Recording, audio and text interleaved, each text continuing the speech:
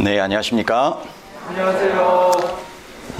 예수님, 인자가 되신 하나님에 대해서 오늘 함께 말씀을 나누려고 하는데요. 특창을 통하여 정말 힘주어서 이렇게 함께 찬양했던 것처럼 인자 되신 우리 하나님이신 예수님의 귀한 손길을 이 안식일을 통하여 체험하셔서 정말 주님께서 주시는 귀한 또 기쁨 또 구원을 함께 우리도 찬양할 수 있게 되기를 간절히 소망합니다. 아멘. 성경에는 여러 다른 예수님에 대한 칭호들이 등장을 합니다. 어떤 저자는 150개에서 200개의 다른 예수님의 칭호들이 기록되어 있다고 합니다. 그것에 대해서 이 몇 가지를 좀 살펴보겠습니다. 요한계시록의 예수님은 알파와 오메가라고 하셨습니다. 또 유대지파의 사자, 충성된 증인이라고 기록되었습니다. 히브리서에서는 예수님을 구원의 창시자라고 했습니다. 요한복음에서는 우리가 잘 아는 것처럼 예수님을 하나님의 어린 양이다 라고 했으며, 그 외에도 세상의 빛, 생명의 떡, 선한 목자, 참 포도나무로 예수님을 가리키고 있습니다. 또 베드로는 그분을 목자장으로 표현했고, 다윗은 그분을 모퉁이의 머릿돌이라고 불렀습니다. 이사야서에서는 기묘자라 모사라 전능하신 하나님이라 영존하시는 아버지라 평강의 왕이라 했으며, 학개서는 모든 나라의 보배라고 그분을 지칭했습니다. 바울은 디모데에게 쓴 편지에서 중보자라고 했고, 다니엘은 9장을 통하여 그분을 기름 부음 받은 자 메시아라고 말합니다. 욥은 19장에서 그분을 대속자로 표현했고, 솔로몬은 그분을 샤론의 장미라고 표현했습니다. 예수님의 이런 모든 칭호들 가운데 예수님은 자신을 무엇이라고 지칭하셨을까요? 그것은 인자라고 하는 칭호입니다. 예수님께서 이 땅에 오시고 나서 기록된 이 사복음서의 인자에 관한 언급들을 보면 전체 89번이, 전체 89번이 기록이 되어 있는데, 그 중에 마태복음에는 31번, 마가복음에 15번, 그리고 누가복음에 27번, 요한복음에 16번 기록되고 있습니다. 여러분, 이번 10월달 아윌고 교회 미션인 해오름 도전 60의 성경 통독 범위가 마태복음입니다. 어떻게 잘 읽고 계십니까? 네.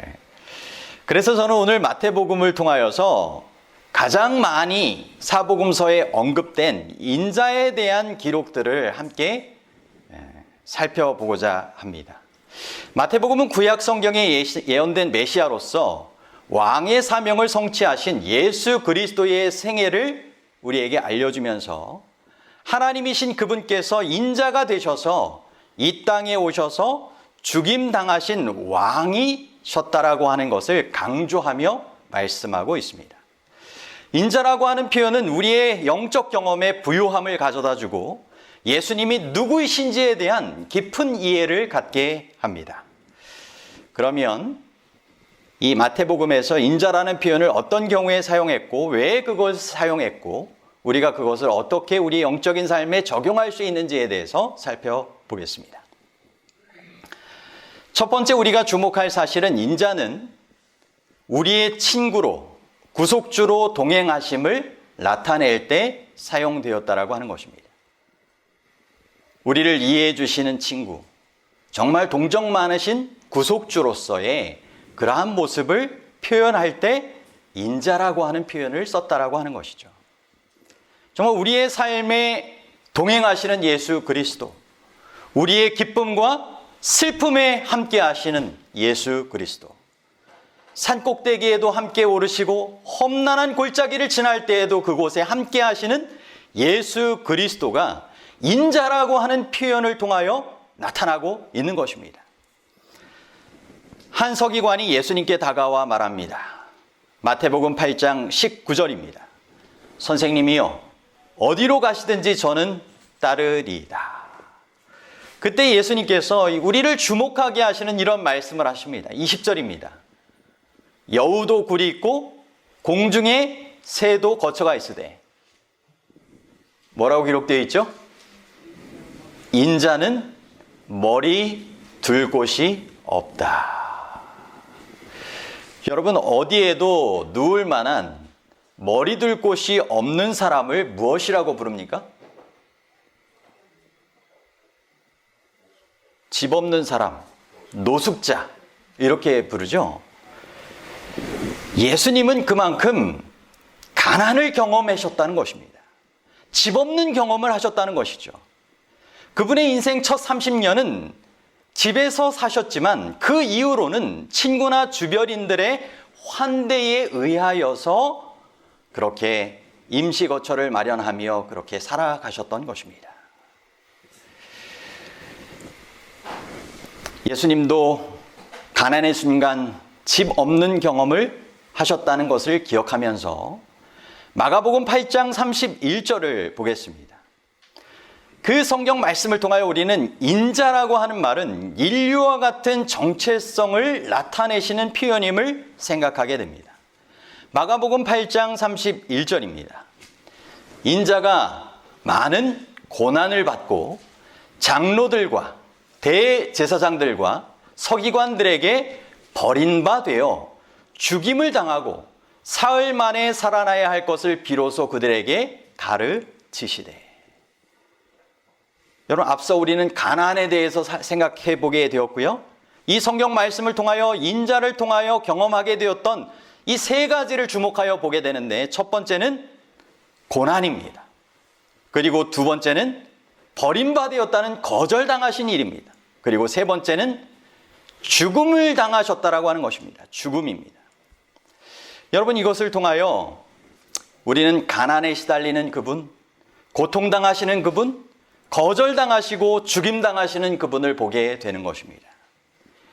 예수님은 우리와 동일시하시며 우리의 고통받는 삶에 동행하시는 인생의 동반자가 되신다라고 하는 것을 가르쳐주고 계시는 것입니다. 여러분, 코로나19로 많은 문제들에 직면하는 이 지구촌 소식들을 우리는 세계 뉴스들을 통하여 보게 됩니다. 우리 한국의 상황도 있죠. 일자리를 잃고 경제적으로 파산하고 굶주림과 빈곤에 처해가는 것입니다. 거기에 기후의 이변까지 일어나서 지구의 온난화로 점점 삶의 터전을 잃고 또 다른 유랑민으로, 정말 난민으로 그렇게 이웃되는 나라에 목숨을 걸고 집을 떠나 나서는 이들도 있습니다.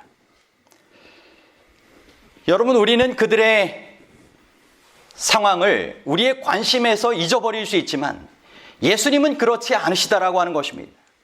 예수님은 배고픔과 가난과 집 없는 처지를 아십니다.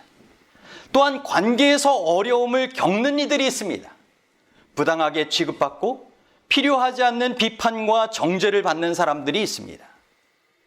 예수님은 거절당하는 것의 의미를 아십니다. 예수님은 혼자가 되는 어려움을 이해하십니다. 건강에 어려움을 겪는 분들이 있습니다. 여러분, 예수님은 육체적인 고통도 이해하십니다. 친구를 맺기 위하여 애쓰는 이들이 있습니다.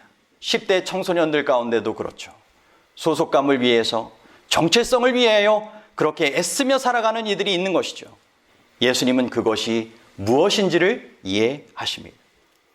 정말로 귀한 복음은, 인자가 되신 예수님은 우리와 자신을 동일시하시며 그렇게 이 세상에서의 삶을 먼저 살아가셨기 때문에 우리의 시련들을 이해하신다는 것입니다. 우리의 연약한 인간의 모습들을 이해하십니다. 그래서 언제나 항상 우리의 인생의 동행자로서 우리를 보호해 주시는 형님과 같은 존재가 되기를 원하신다라고 하는 것입니다.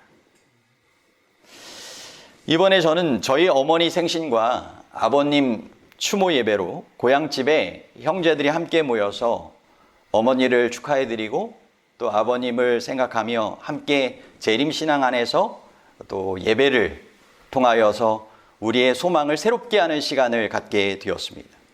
그러면서 이전에 대한 이 추억이 자연스럽게 이야기되었습니다. 저희가 외할머님과 함께 이 신앙교육을 위하여 방을 얻어가지고 지냈던 그러한 시절이 있었습니다. 그때 연탄가스에 중독되어서 생겨난 이야기가 있는데, 이야기를 들어보니까 저희 작은 누님이, 저희가 사남매가 있는데 제가 막내입니다. 큰 누님, 형, 작은 누님, 그 다음 접니다. 근데 이 작은 누님이 밤에 화장실에 가려고 일어났다가 가는 도중에 비틀비틀 하면서 쓰러졌대요. 연탄가스 때문이었습니다. 그랬더니 저희 할머님이 그 덕에 깨셔가지고 사남매를 다 바깥으로 끌어내가지고 살아났다라고 하는 이야기입니다. 그때 이제 주변에 함께 지내셨던 분들 가운데서는 실제 더 큰 어려움을 겪은 그런 가정들도 있다고 합니다. 그리고 제가 국민학교 그 1학년 때 들어가니까 5살 터울 안에 사남매가 있었어요. 그래서 기가 죽을까봐 다 큰 누님부터 형, 또 작은 누님까지 저희 교실에 와가지고 함께 밥을 먹었다라고 하는 그런 추억의 이야기도 전해주더라고요. 저는 그것까진 기억이 없었는데 그랬었다라고 이야기를 하더라고요. 그리고 제가 이제 목회를 하는 동안 가만히 생각을 해보니까 사남매 중에 저희 형님도 목회를 하고 있고 저희 누님도 목회자 가정에서 그렇게 사모로 지내고 있습니다. 그렇다 보니까 이제 목회적인 고민과 조언들도 자연스럽게 함께 나누면서 서로 기도하고 도와주는 것이 너무나 이렇게 큰 힘이 된다라고 하는 것을 경험하게 되는 것이죠. 여러분, 인자가 되시는 예수님께서 바로 우리의 형님 같은 도움이 되는 존재가 되신다라고 하는 것입니다. 여러분, 이것을 우리의 실제의 삶에 믿고 의지하면 그만큼 경험할 수 있게 되는 믿음의 분명한 사실이 되는 것입니다.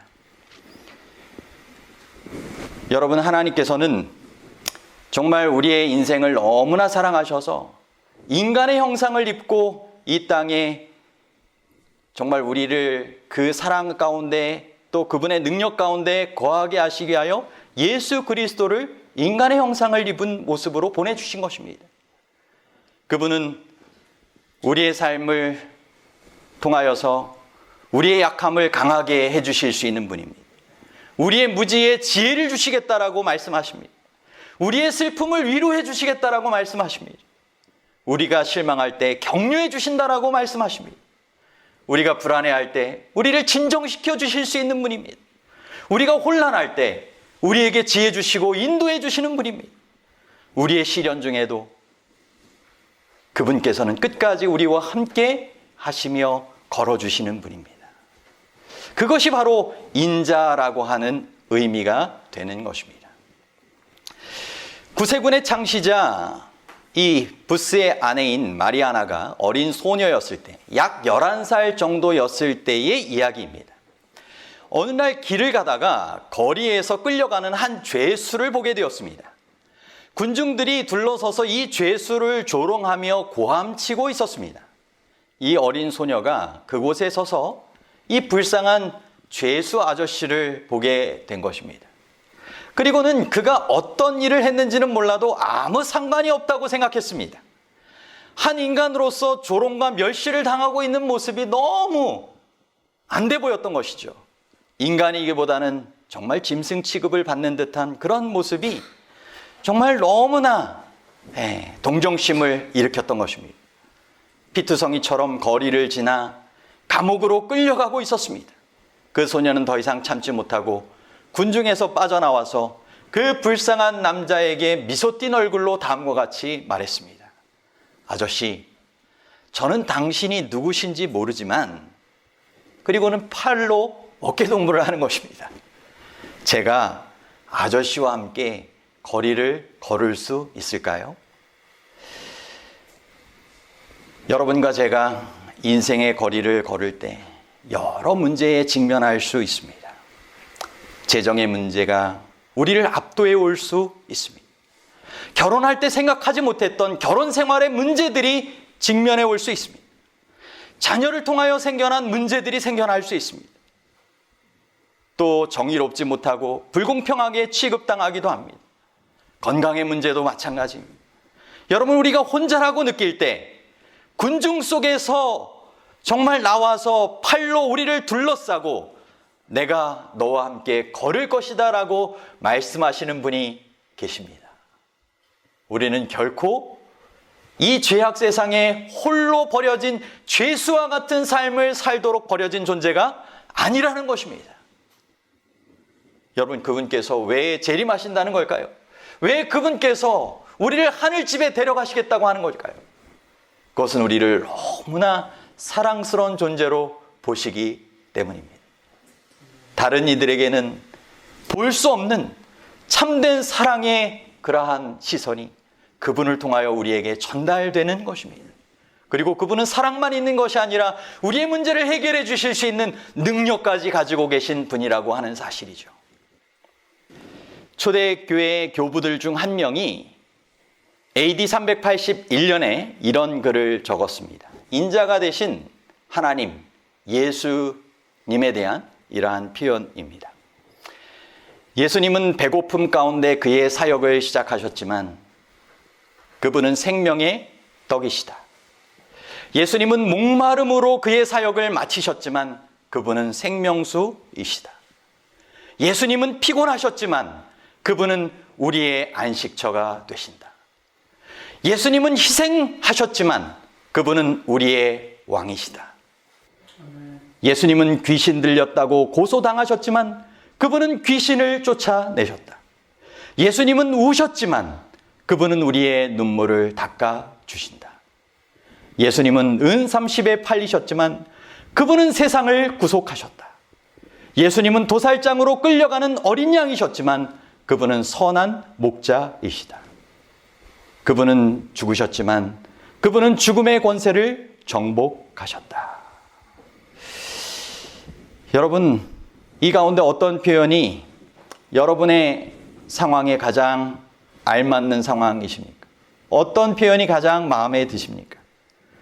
여러분, 예수님이 우리의 현재 상황 가운데 어떤 인생의 상황과 처지에 놓여 있든지 간에 우리를 도우시기 위하여 우리와 함께 하시기를 원하신다라고 하는 사실을 기억하시게 되기를 바랍니다. 그분께서는 우리보다 먼저 그 길을 걸으셨기 때문에 우리의 상태를 진정 이해해 주시는 분이시고 도와주시기를 원하시는 분이라고 하는 사실입니다.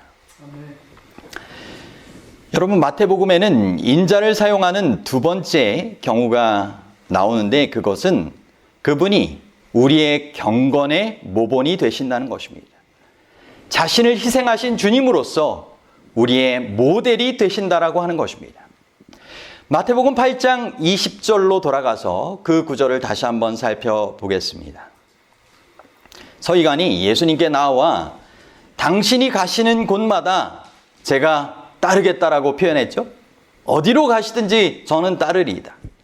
그런데 마태복음 8장 20절에 예수님께서는 그분을 따르고자 하는 마음에 이런 좀 흔들리게 되는 그러한 표현을 하십니다. 기독교는 자연스럽게 정말 공원을 그냥 산책하는 그런 것과 같은 것이 아닙니다. 하늘로부터 주어지는 어떤 행운 같은 것을 마냥 잡는 것이 아닙니다. 어떤 황홀경 가운데 뜨겁게 퍼져가는 그런 느낌과 같은 것이 아닙니다. 오늘은 뜨거웠지만 내일은 절망스러운 그러한 상황 가운데 남겨지는 순간적인 느낌 같은 것이 아닌 것입니다. 여우도 굴이 있고 공중의 새도 거처가 있으되 인자는 머리 둘 곳이 없다. 예수님을 따르는 것은 봉사를 요구한다라고 하는 것입니다. 희생, 헌신의 삶을 살아가야 한다라고 하는 것입니다.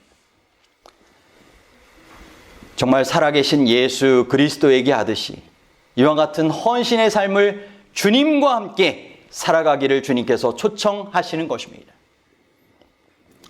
마르틴 루터는 이런 표현을 했습니다. 아무것도 주지 못하는 종교는 아무것도 지불하지 않고 아무런 희생도 하지 않는 아무런 가치가 없는 종교이다. 아프리카의 개척 선교사였던 데이비드 리빙스턴은 복음을 가지고 외딴 부족들에게 복음을 전하기 위하여 29,000마일, 한국 킬로로 한다고 하면 이 46,670km, 이것이 얼만큼인가 생각을 해보니까 서울에서 제주까지를 52번 왕복한 거리입니다. 이것을 걸으면서 또 그 당시에 정말 열악한 환경 가운데 그렇게 복음을 전하기 위하여 나섰던 것입니다. 그의 아내는 그의 사역 초기에 먼저 죽음을 맞이하게 되었습니다. 열악한 환경 가운데 종종 말라리아로 고생하기도 하였고 정말 여러 맹수의 위험 가운데서도 그렇게 복음을 전하기 위하여 그렇게 자아희생적인 삶을 살았습니다. 그의 묘비에는 아프리카의 성자, 흑인의 아버지 데이비드 리빙스턴은 그의 봉사와 탐험을 끝내고 여기 잠들다. 당신이 오시기 전에는 우리가 어둠 가운데 살았는데 당신이 가신 후에는 우리는 빛 가운데 삽니다. 라고 새겨져 있습니다. 리빙스턴이 그의 기도문 가운데 이런 글을 적었습니다. 주님, 어디든 보내주십시오. 단지 저와 함께 해주십시오. 주님, 짐을 지워주십시오. 단지 지탱할 수 있게 해주십시오. 어떤 묶음을 끊더라도 당신의 봉사와 당신의 마음과는 저를 묶어 주십시오. 여러분, 예수님이 인자라고 하는 표현을 썼을 때 이것은 잃어버린 자를 찾아 구원하기 위하여 이 땅에 오신 그분의 자아희생적인 그 사랑의 마음을, 그분의 헌신의 봉사의 삶을 우리에게 표현하며 우리도 그와 같은 삶을 살도록 초청하시는 그러한 내용이 담겨 있다라고 하는 것입니다. 제자들이 하나님의 왕국에서 누가 큰 사람이 될 것인지에 대하여 서로 논쟁했던 것 기억하시죠? 야고보와 요한이 예수님에게 와서 한 사람은 주의 오른편에, 한 사람은 주의 왼편에 앉게 해달라고 요청합니다. 그때 예수님께서는 인자라고 하는 표현을 사용하십니다. 바로 마태복음 20장 25절에서 28절의 내용입니다. 예수께서 제자들을 불러다가 이르시되 이방인의 집권자들이 그들을 임의로 주관하고 그 고관들이 그들에게 권세를 부리는 줄을 너희가 알거니와 너희 중에는 그렇지 않아야 하나니 너희 중에 누구든지 크고자 하는 자는 너희를 섬기는 자가 되고 너희 중에 누구든지 으뜸이 되고자 하는 자는 너희의 종이 되어야 하리라. 여러분, 28절 인자를 통하여 시작되는 이 성경 말씀을 주목해 보시기 바랍니다. 인자가 온 것은 섬김을 받으려 함이 아니라 도리어 섬기려 하고 자기 목숨을 많은 사람의 대속물로 주려 함이니라. 아멘. 여러분, 인자 대신 예수 그리스도께서 이 땅에 오셔서 정말 섬겨주시고 죽기까지 대속물로서 그 모든 희생을 치르셨기 때문에 우리에게 구원의 희망이 있게 된 것 아니겠습니까? 여러분, 이 구원의 감격, 감사함을 다른 이들과 또한 나누는 작은 예수로서의 삶을 살라고 초청하시는 것입니다. 윌리엄 바클레이는 성경 주석에서 이 성경절에 대하여 이렇게 표현했습니다. 그리스도를 따르는 이들은 다른 사람들이 도움과 치유를 받으려고 하는 동안 자신의 안식을 구할 수 없다. 이상한 것은 다른 사람들을 섬기는 일에서 자신의 피로가 회복되고 약함이 강하게 된 것을 발견할 것이다. 때때로 또는 어느 정도 그가 또는 그녀가 요구가 올 때 힘도 오는 것을 발견하게 될 것이고 우리가 자신을 위해 더 걸음을 내디딜 수 없다고 느낄 때에도 다른 이들을 위해서는 발걸음을 내디딜 수 있는 것을 발견한다. 여러분, 이것이 예수님께서 인자와 같은 섬김의 삶을 살도록 초청하시는 이유입니다. 여러분, 기독교가 단순히 교회에 오는 것으로 생각하면 안 되겠죠. 하나님의 좀 더 큰 뜻을 생각을 해야 하는 것입니다. 우리는 작은 소포처럼 포장된 이기적인 삶에 갇혀 사는 존재가 아니라 하나님의 영으로 충만케 되어 우리가 속한 공동체에서 풍성한 영생의 선물을 나누는 존재들이 되라고 하시는 것입니다. 하늘의 거룩한 행복을 나누는 삶을 살도록 그렇게 우리의 역할을 감당하게 하시기 위하여 우리로 하나님께서 그렇게 사랑과 관심을 기울이시는 교회 생활을 함께 하도록 초청하시는 것입니다. 우리는 그분께 나아옴으로 다시금 주님께서 원하시는 그 사명을 감당하기 위하여 나아갈 수 있는 것입니다. 인자는 우리의 희생의 모범이요 헌신과 봉사의 모델이 되신다라고 하는 것을 기억하시게 되기를 바랍니다. 실물교훈 402쪽에는 이런 영감적인 기록이 있습니다. 아무리 작은 의무라 할지라도 자기 자신을 잊고 성심성의껏 할 때에는 그것이 이기심으로 손상을 입은 가장 큰 일보다 더 하나님께 기쁨이 된다. 그분은 우리가 얼마나 그리스도의 정신을 품고 있으며 우리의 일이 얼마나 그리스도의 모습을 나타내는지를 주목하신다.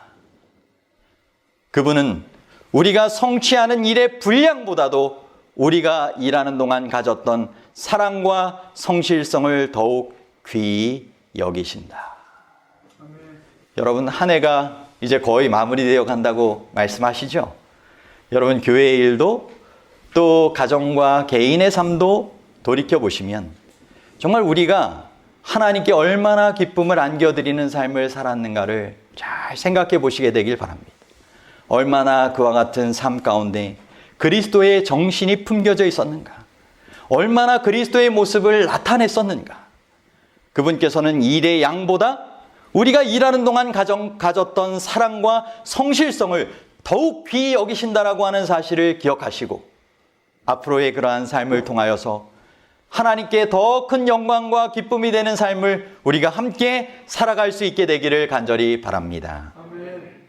예수 그리스도께서는 여러분을 위한 사역을 계획하시고 가지고 계십니다. 그 사역이 어린이를 위한 사역이 될 수 있습니다. 학생 사역이 될 수 있고 청년들을 위한 사역이 될 수 있습니다. 그 사역이 건강 사역이 될 수도 있고 문서 선교 사역, 찬양 사역 또는 운동을 통한 문화 사역일 수도 있겠습니다.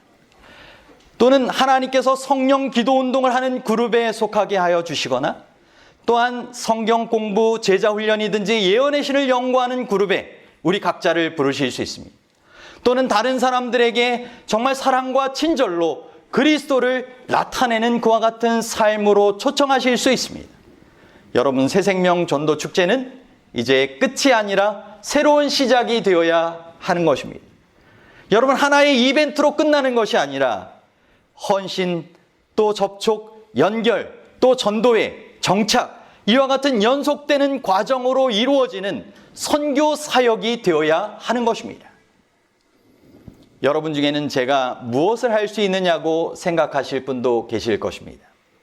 코리텐붐 여사의 어머니가 80세 되었을 때 아버지는 시계를 만드는 사람이었습니다.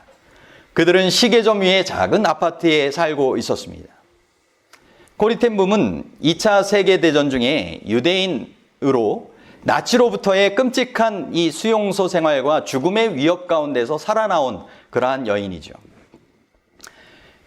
그녀가 자신의 어머니가 80세 되었을 때 이 시계점 2층의 아파트의 흔들 의자에 앉아가지고 몸이 앞뒤로 흔들리는 가운데서 광장을 바라보곤 했다고 합니다. 그들이 도시의 광장에 살았기 때문에 그 광장을 내려다보면서 코리에게 어머니께서는 이런 이야기를 하셨습니다. 코리야, 저기 그 아내가 죽은 남자 보이지? 오늘 그에게 격려 편지를 써서 그에게 수프와 함께 좀 갖다 주렴. 코리야, 저기 10대 아이가 보이지? 그 아이가 오늘 생일인 것을 알게 되었으니까 꽃을 좀 갖다 주렴. 코리야, 종이와 펜 좀 갖다 주렴. 저곳에 있는 부부에게 격려의 편지를 쓰고 싶구나. 그들은 결혼을 한 지 얼마 안 된 신혼이란다. 그리고는 격려의 편지를 가능한 정성스럽게 써서 그렇게 전달하게 했습니다.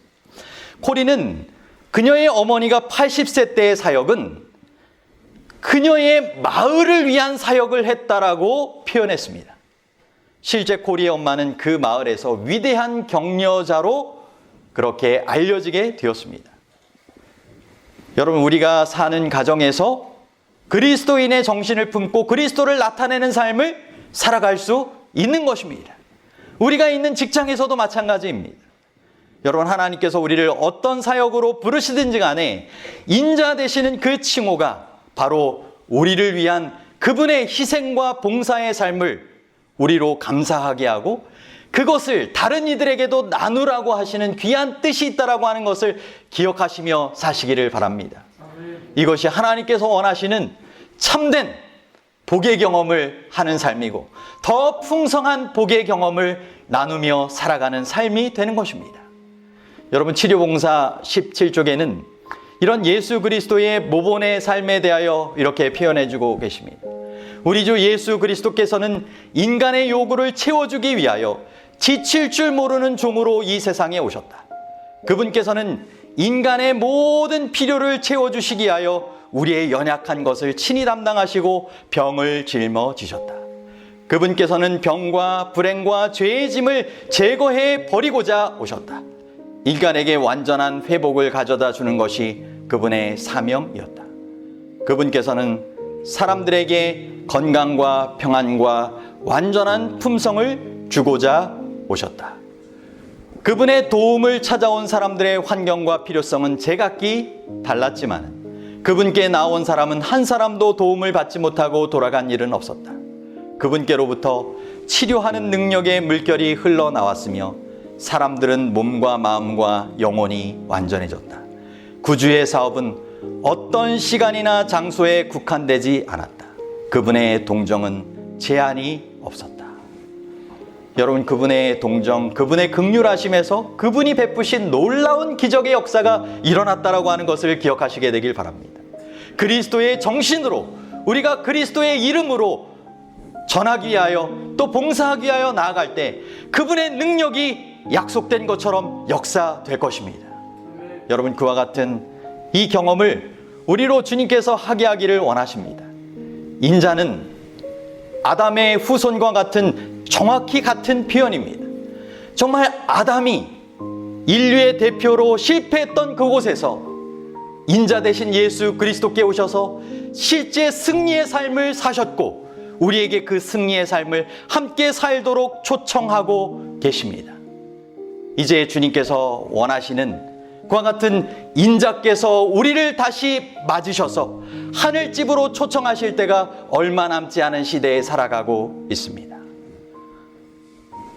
그분 앞에 나아가 우리를 구원해 주신 그 인자 되시는 그 예수님의 그 귀한 사랑과 희생에 감사하며 감격해하는 그 놀라운 기쁨의 순간을 우리가 함께 맞이하기 위하여 오늘 또 그리고 앞으로의 삶을 우리가 더 주님께서 원하시는 인자와 같은 그러한 삶의 모본 따라서 함께 잘 실천하며 살아갈 수 있게 되기를 간절히 바랍니다.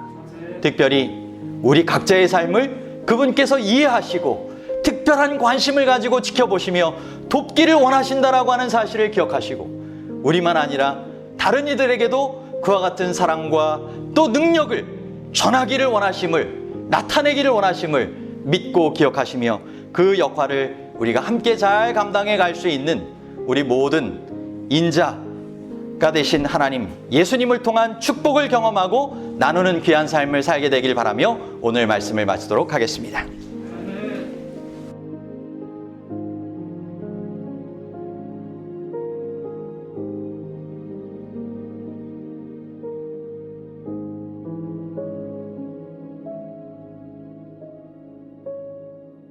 네.